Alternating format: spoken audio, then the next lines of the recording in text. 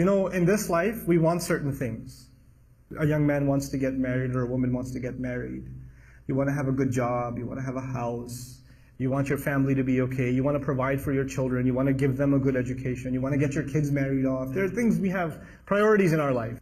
Allah Azza wa Jal teaches us in His book that there's one thing, if you can get it in this life, it's more valuable than everything else. And that one thing is the closeness to Allah, is being good with Allah, and truly developing a connection and a bond with Him. The problem with people is when life is good and only good, for a lot of people, they get distracted.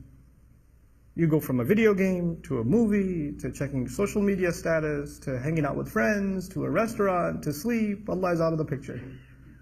There's no Allah left. It's just you chilling. That's all there is. And then times get tough.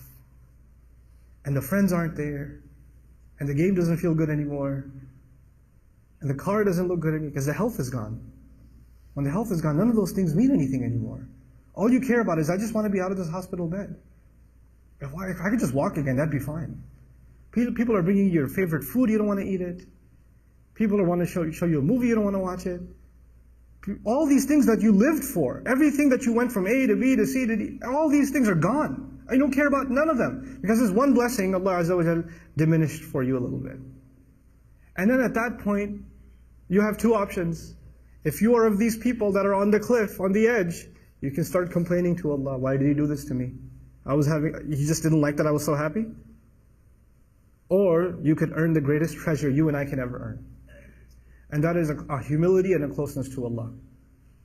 To actually realize, even when I was healthy, even when I was wealthy, even when I was doing well, everything was fine, I didn't realize even then that I was on life support. Allah was actually providing for me every moment. I didn't earn anything on my own.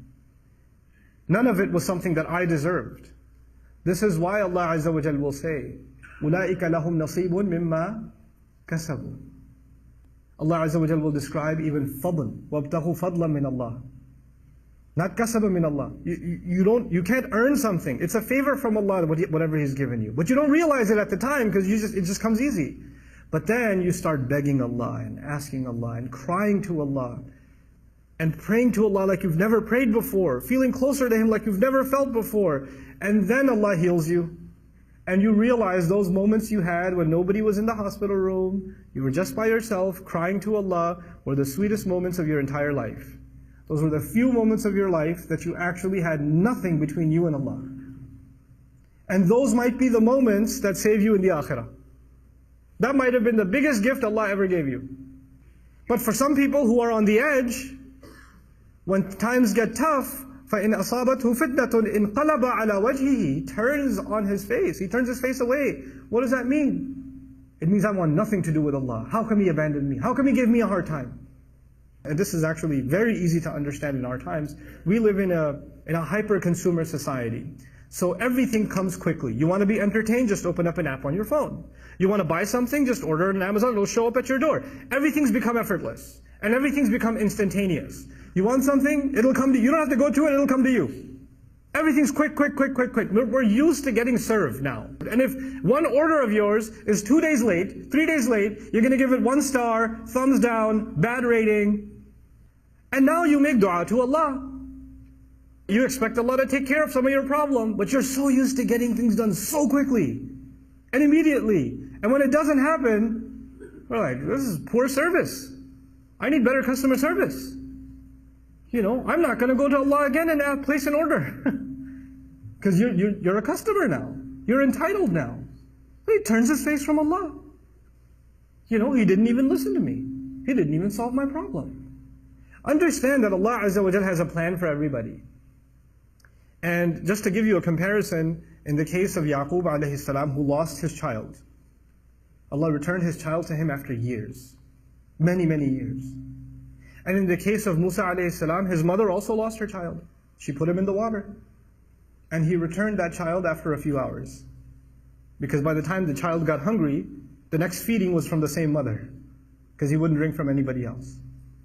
What am I trying to get at? In this world, sometimes Allah will answer that pain of yours, Allah will relieve it immediately. Sometimes He will relieve it after many, many years. But in all of it, there's good. I love the story of Musa alayhi salam, particularly because the khair in it. Think about the khair in it. All those years this father cried, yes? This father almost lost his eyesight, and eventually, وَبْيَضَّتْ عَيْنَاهُ, Quran says, some of the ulama like Alusi rahimahullah comment, amiya, and he became blind from crying. But all this time, where was Yusuf? Yusuf was in a prison. Yusuf is being held in, he was a child servant. When he got older enough, he got thrown into prison. He spent many of his years in jail, so either he served as a servant, or he served as a prisoner inmate in jail. Not a good life. That's not a good life.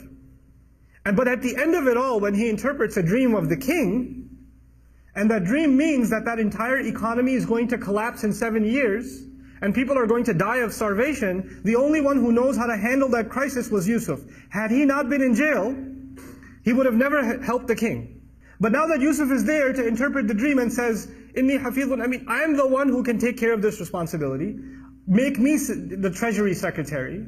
Give me this responsibility. When he does that, and he takes care of it, what happens next is thousands, if not hundreds of thousands of parents don't have to cry that their children died of starvation.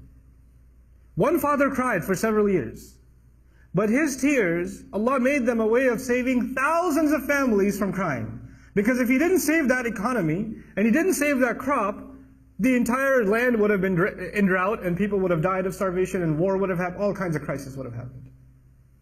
Sometimes the difficulty you go through isn't just better for you. Maybe through your difficulty, you will become a sadaqah jariyah for so many others.